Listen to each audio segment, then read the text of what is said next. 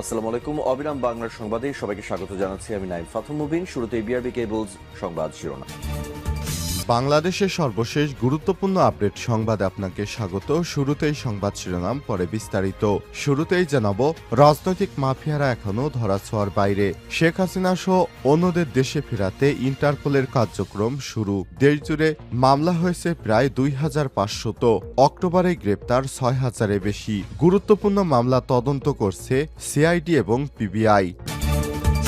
এরপর জানাবো, নারায়ণগঞ্জে রোববার হরতালের ডাক। ঢাকা নারায়ণগঞ্জ রুটে বাস ভাড়া কমিয়ে ৪৫ টাকা নির্ধারণ এবং এ রুটে শিক্ষার্থীদের অর্ধেক ভাড়া বাস্তবায়নের দাবিতে রোববার নারায়ণগঞ্জ শহরে এই হরতালের কর্মসূচি পালিত হবে।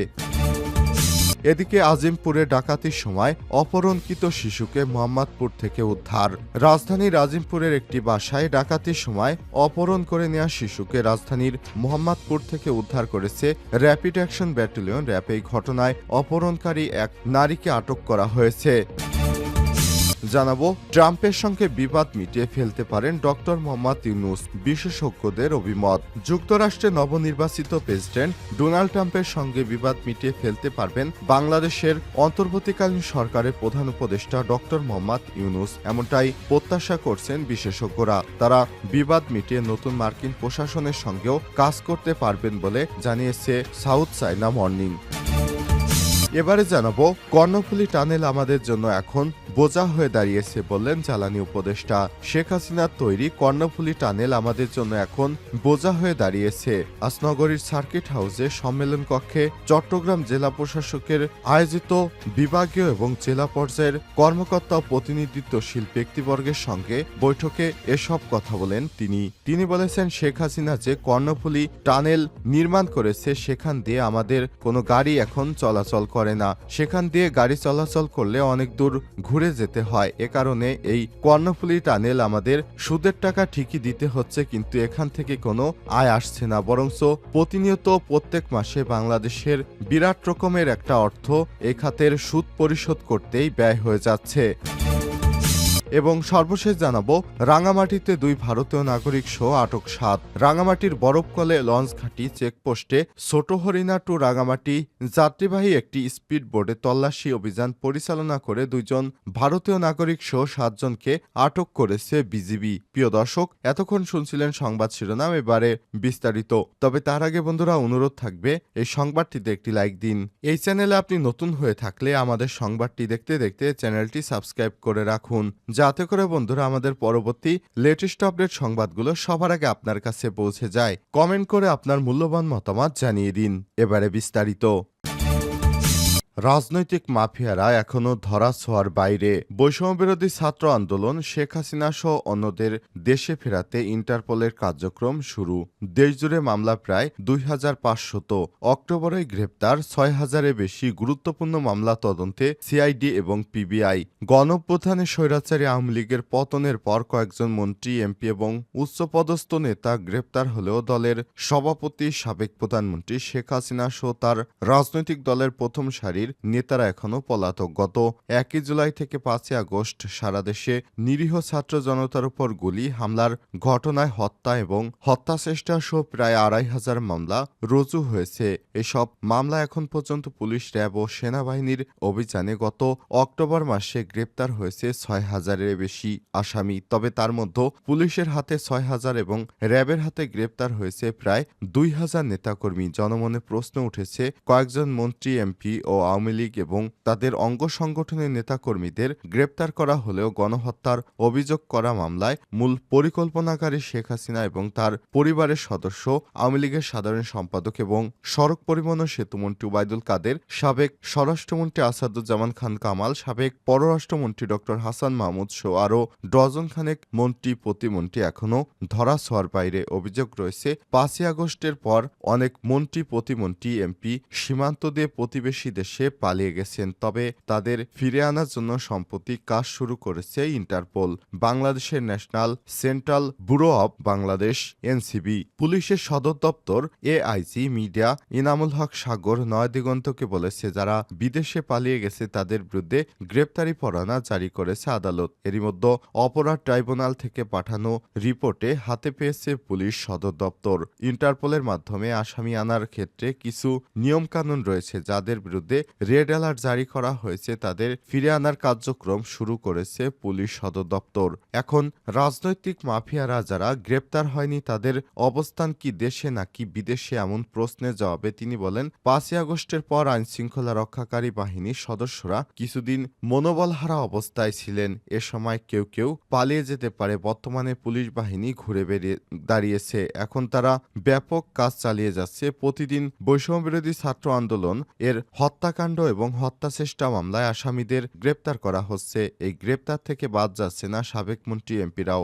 গণহত্যার সাথে জড়িত তাদের কাউকেই ছাড় দেওয়া হবে না। গণহত্যার অভিযোগে আন্তর্জাতিক অপরাধ ট্রাইব্যুনালে ক্ষমতাচ্যুত প্রধানমন্ত্রী শেখ হাসিনার বিরুদ্ধে গ্রেপ্তারি পরোয়ানা জারি করেছে অন্তর্বর্তীকালীন সরকার। ইন্টারপোলের রেড নোটিশ জারির মাধ্যমে শেখ হাসিনা সহ পলাতক আসামিদের ফেরত আনবে সরকার। গত রোববার অন্তর্বর্তীকালীন সরকারের আইন উপদেষ্টা অধ্যাপক আসিফ নজরুল বলেছেন, পলাতক ফ্যাসিস্ট চক্র পৃথিবীর যে দেশেই থাকুক ইন্টারপোলের মাধ্যমে তাদের ধরে এনে বিচারের আওতায় নিয়ে আসা হবে। নারায়ণগঞ্জে হরতাল। ঢাকা নারায়ণগঞ্জ রুটে বাস ভাড়া কমে ৪৫ টাকা নির্ধারণ এবং এ রুটে শিক্ষার্থীদের অর্ধেক ভাড়া বাস্তবায়নের দাবিতে রোববার ১৭ই নভেম্বর নারায়ণগঞ্জ শহরের আধাবেলা হরতালের ঘোষণা দিয়েছে নারায়ণগঞ্জ যাত্রী অধিকার ফোরামের আহ্বায়ক রফিউর রাব্বি। শুক্রবার ১৫ই নভেম্বর বিকেলে শহরের চাষাড়ায় নারায়ণগঞ্জ কেন্দ্রীয় শহীদ মিনারের এই সমাবেশ ও কর্মসূচির কথা জানান তিনি। বাস ভাড়া কমানোর দাবিতে সংগঠনটি ২৯ অক্টোবর থেকে ১৫ই নভেম্বর পর্যন্ত লিফলেট বিতরণ, শিক্ষা প্রতিষ্ঠানে প্রচারণা এবং নাগরিকদের সঙ্গে মতবিনিময়, মিছিল সমাবেশ এবং মশাল মিছিলের কর্মসূচি ঘোষণা করে। দাবি মানা না হলে ১৭ই নভেম্বর অর্ধদিবস হরতালের ঘোষণা দেওয়া হয়। নারায়ণগঞ্জ রুটে নন এসি বাসের সর্বোচ্চ ভাড়া ৪৫ টাকা এবং এসি বাসের ভাড়া সর্বোচ্চ ৬৫ টাকা নির্ধারণের দাবি সংগঠনটির। একই সঙ্গে শিক্ষার্থীদের ভাড়া অর্ধেক করারও দাবি জানিয়ে আসছে তারা। নারায়ণগঞ্জের বিভিন্ন রাজনৈতিক দল, পেশাজীবী, সামাজিক, নাগরিক এবং সাংস্কৃতিক সংগঠনের নেতারা এই আন্দোলনের পক্ষে অবস্থান নিয়েছেন।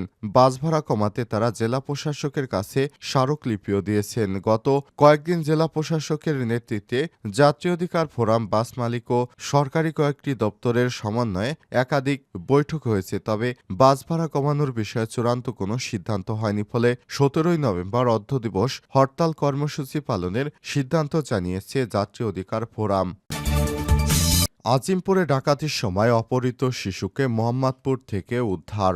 রাজধানীর আজিমপুরে একটি বাসায় ডাকাতির সময় অপহরণ করে নেওয়া শিশুকে রাজধানীর মোহাম্মদপুর এলাকা থেকে উদ্ধার করেছে র্যাপিড অ্যাকশন ব্যাটালিয়ন র্যাব। এই ঘটনায় অপহরণকারী এক নারীকে আটক করা হয়েছে। শনিবার ১৬ই নভেম্বর ভোরে গণমাধ্যমকে পাঠানো এক খুদে বার্তায় সব তথ্য জানায় র্যাব। তবে র্যাবের পক্ষ থেকে গ্রেপ্তারকৃত ব্যক্তির পরিচয় প্রাথমিকভাবে জানানো হয়নি। বলা হয়েছে, শনিবার দুপুর 12:30টার দিকে বাজারে র্যাবের মিডিয়া সেন্টারে এ বিষয়ে সাংবাদিকদের ব্রিফিং করবেন বাহিনীটির লিগ্যাল অ্যান্ড মিডিয়া উইংয়ের পরিচালক লেফটেন্যান্ট কর্নেল মুনিফ ফেরদৌস। এদিকে প্রাথমিক জিজ্ঞাসাবাদে ওই নারী ডাকাতির ঘটনায় ৩ জনের সম্পৃক্ততার কথা জানিয়েছে। শিশুটিকে উদ্ধার করা গেলেও ডাকাতির কোনো মালামাল উদ্ধার করা যায়নি। গত শুক্রবার সকালে আজিমপুর মেডিকেল স্টাফ কোয়ার্টারের ফারজানা আক্তারের বাসায় ডাকাতির ঘটনা ঘটে। ডাকাতেরা বাসা থেকে নগদ ১.৫ লক্ষ টাকা ও ৪ ভরি স্বর্ণালংকার নেয়ার পাশাপাশি অপহরণ করে নিয়ে যায় শিশুটিকে। পুলিশ ও পারিবারিক সূত্র থেকে জানা যায়, ফারজানা আক্তার একটি সরকারি চাকরি করেন। তার স্বামী ও সন্তান নিয়ে এই কোয়ার্টারে থাকেন, আর তার স্বামী একটি বেসরকারি প্রতিষ্ঠানে চাকরি করেন। তাদের একটি কন্যা সন্তান ছিল, সেই কন্যা সন্তানটিকেও নিয়ে গেছে ওই ডাকাত দল। এরপর তাকে উদ্ধার করা হলো।